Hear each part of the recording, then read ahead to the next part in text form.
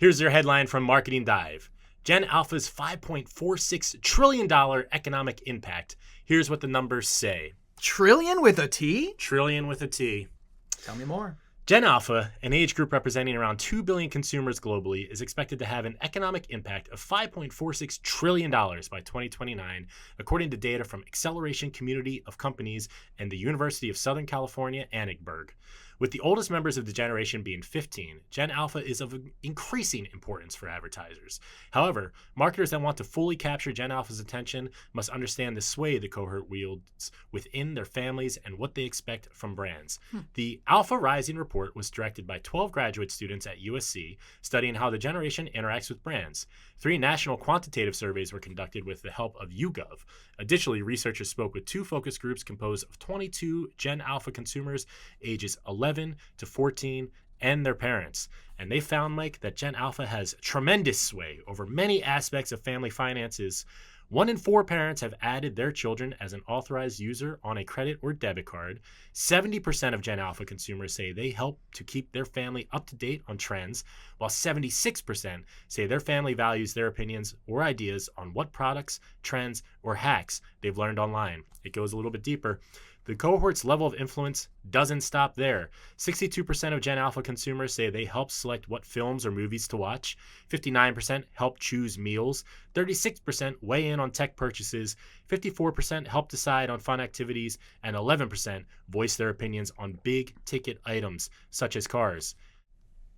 That's some pretty interesting data there, right? That is. That's if true. Let me say that. Data. I am a little skeptical of this. I kind of, they say that a lot of the data is coming from these focus groups, and they mention it's with their parents as well, but it's Gen Alpha consumers ages 11 to 14. Mm-hmm. This feels like a little bit of self-reporting and maybe overhyping the level of influence to me. I am struggling to see how children and teenagers have this much influence. I'm not saying they don't have any influence. Right. But I'm not a parent. I'll put that out there. But I'm struggling to see how I would care what my 10-year-old thinks about what kind of car I'm going to buy.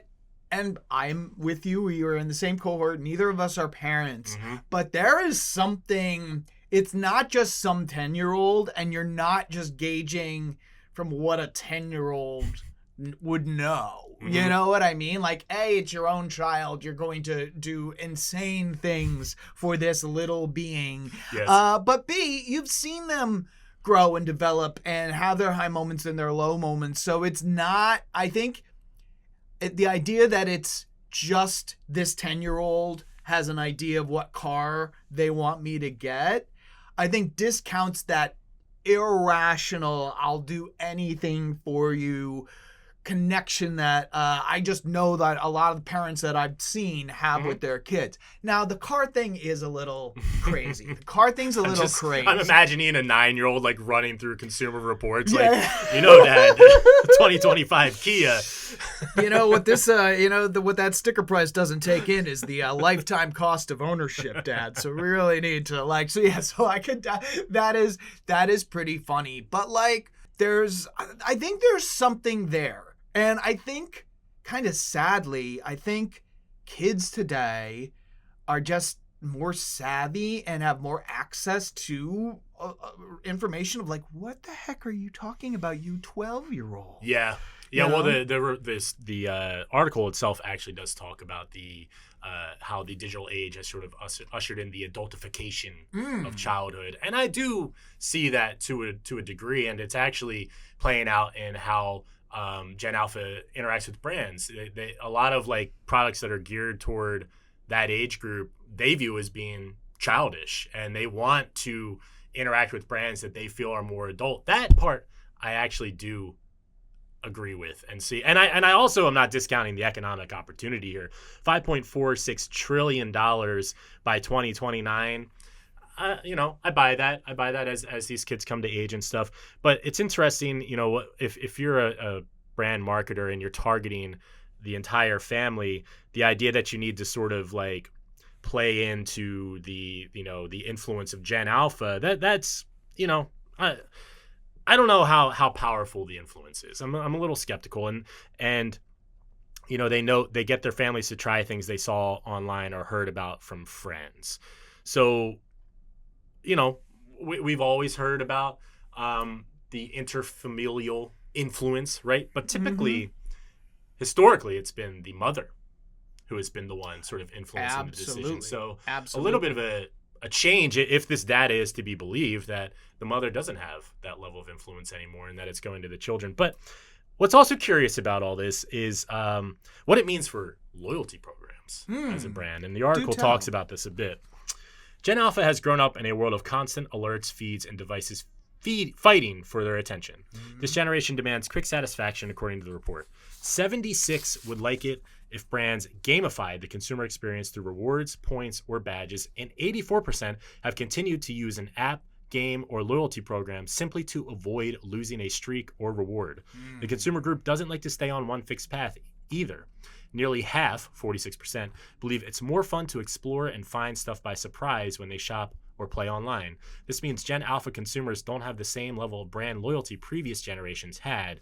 If brands want their attention, they're going to have to fight for it.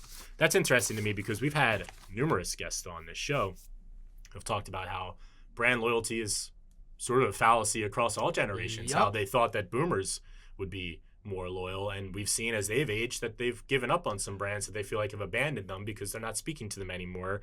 So loyalty was already sort of tenuous. Right. And now Gen Alpha is saying like it doesn't exist at all. Yeah, this is very interesting because this is like hearkening back to some of our very first guests. I remember Raja saying loyalty is a myth. And then Michael Clinton kind of breaking down how, if it's not broke, maybe you should take a look at it anyway because you might be aging out some of your customers. But and so that makes me think like, is it about moments now? Like, as things with data and privacy and laws and all of that continue to evolve, we can't really count on any bit of the current marketing function. So is it one day going to be better for marketers to, and I hate using this word, build the right trap that fits into the right context that pulls you through the purchase funnel? And for CPG brands, that could be sub 60 seconds. We were talking about this earlier, like, yeah, maybe my attention deficit has gone down, but so is the time it takes for me to order something online and have it sent to my house. Like, if I can hang in there for 20 seconds, I think I've just completed the purchase on like Apple Pay or something like that. So that's a lot to think about. We've been going there for a long time, but to think of, and I'll kick it back because I want to hear what you think about all this craziness. There's a very well-known test called the cookie test, and you do it on kids for the most part. And it's like, I'll give you this cookie right now, or you can wait 10 minutes and I'll come back and I'll give you 2 cookies. And historically, scientists found that the kids who opted to wait for 2 cookies, if you follow them forward in life, they're more successful. They are higher up in their organizations. They're just doing more of the life that they wanted to. And if you're telling me that like this is a generation of 1 cookiers, jeepers, that's going to be interesting to watch. Yeah. I mean, you and I both had private conversations about what the current digital environment, the social media environment is doing to young people because we really don't know. Like, we don't have the long-term data on what the effects of this are going to be and how it's going to affect the development of the brain. This is interesting because this sort of reminds me of a Madison Avenue self-fulfilling prophecy, right? Advertisers, brands, marketers have been laser focused on young people since time immemorial. This data is giving you reason to focus on them even more. Maybe that's an easier path than thinking about marketing to the whole market and figuring out different age groups and demographics. I'm just curious. I'm not saying that Gen Alpha doesn't have any influence. I'm not saying that there isn't an economic opportunity here. I'm just wondering if this is a little bit of confirmation bias at play. If this is, we love marketing to young people. They're hip. They're in the culture. They're creating the culture. That's where we want to be as a brand. and this data is giving you reason to do so.